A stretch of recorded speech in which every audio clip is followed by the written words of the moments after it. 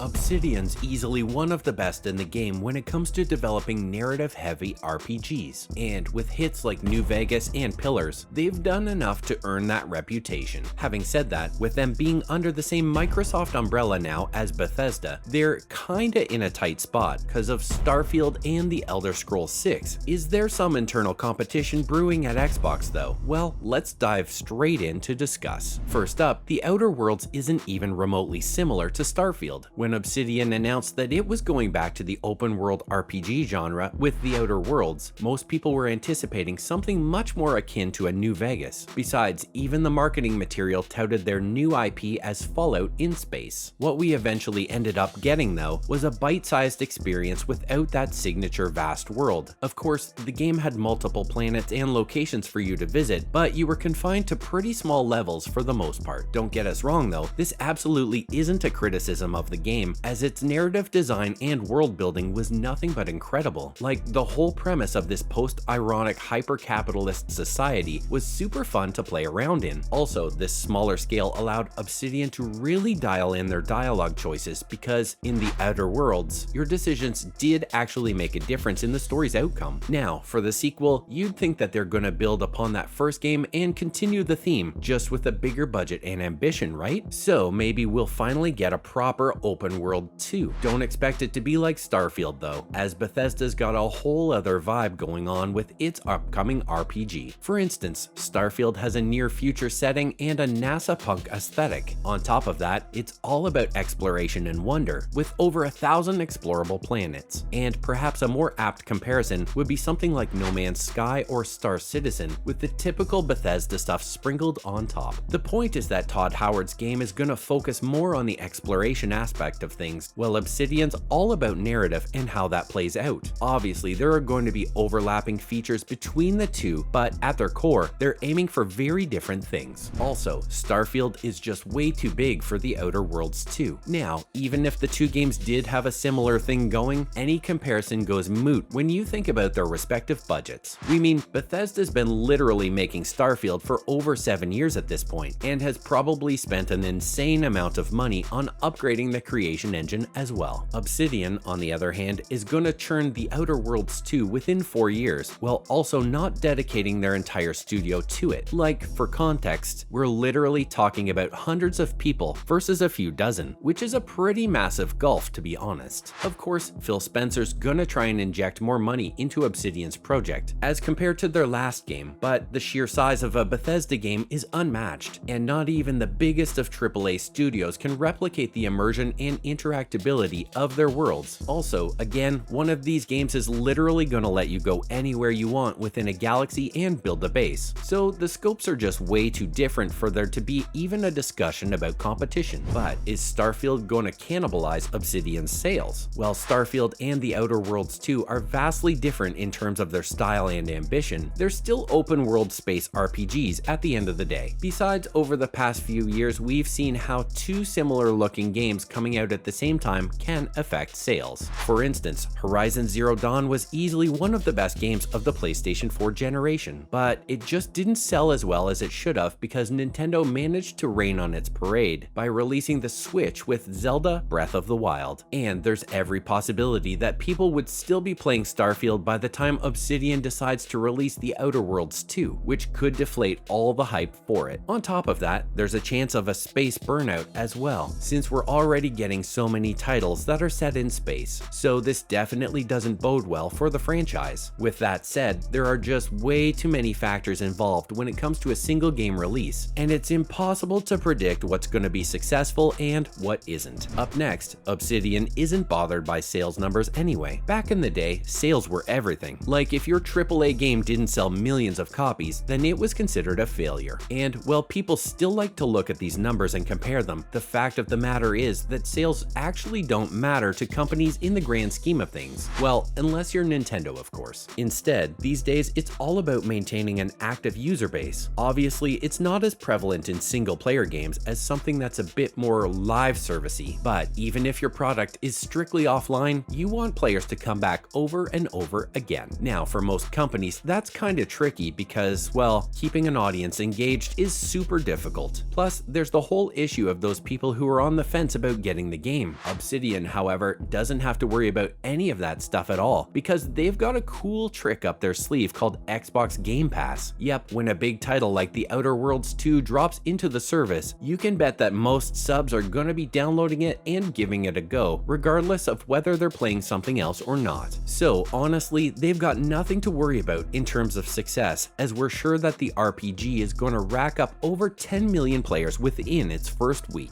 Now, The Outer Worlds 2 isn't coming out anytime soon. Alright, so the thing is that Starfield and The Outer Worlds 2 aren't gonna compete with each other, even if they tried. Like, Bethesda's gearing up to release its RPG at the start of 2023. Obsidian, on the other hand, probably hasn't gone into full production for its game. After all, they're currently deep into development for Avowed, which is also targeting the latter half of next year. Also, even if we really stretch out expectations, then The Outer Worlds 2 still doesn't look like it's gonna come out before 2024. Besides, let's not forget that the sequel's gonna be a lot bigger than the first game, which had some pretty heavy budget constraints. And now, with that big wallet handed down to them by Phil Spencer, the sky's the limit. We mean, who knows? Maybe they are finally gonna have a go at being like Bethesda in terms of scope, which will obviously be a big undertaking. But hey, if anyone's capable of doing it, it's them. Like, we have seen them pull it off in the past with New Vegas. With that said, we'll just have to wait and see how big Avowed is to gauge what the scope of their next RPG could potentially look like. And finally, Obsidian doesn't need to feel intimidated by Bethesda. Now, whenever people make up those lists of best studios around the world, they think of teams like Rockstar or Naughty Dog, you know, devs that make super polished AAA experiences. Obsidian, on the other hand, usually manages to slide under the radar during these talks, as they've just never been able to fulfill their insane potential. We mean, their games are so incredibly ambitious that it's a miracle that they managed to churn content out in as little time as they do. We mean, they literally cobbled Fallout New Vegas together in a couple of years, which is absolutely mind-boggling. Of course, the quality of their games suffers because of this, but still, they're the only ones even trying to have a go at Bethesda's whole open-world RPG shtick. Also, they've got the talent to make these experiences go head-to-head against a Todd Howard RPG. Besides, we'd like to go as far as to say that Obsidian's Josh Sawyer is one of, if not the best video game writer out there. Like, he's the guy who made the best Fallout game, which is wild considering the fact that Bethesda owns the IP and has had a couple more goes at it. With that said, if they're really that good, then why don't people bring them up in those conversations? Well, it's due to the fact that they've just never had the resources to fulfill their visions. Also, they're literally making 4 games right now while having fewer devs at the studio than someone like Bethesda, which means that they spread themselves thin to work on multiple projects. And perhaps a more focused and less ambitious approach might be better for them now that they're in a stable environment. At the same time though, juggling between so many projects efficiently is what makes them Obsidian, and maybe chasing that other dream isn't such a great idea after all. That's a wrap for this video. Do you think that The Outer Worlds 2 is gonna suffer because of Starfield? Let us know in the comments below. Make sure to give this video a thumbs up and subscribe to our channel for more videos like this. See you in the next one.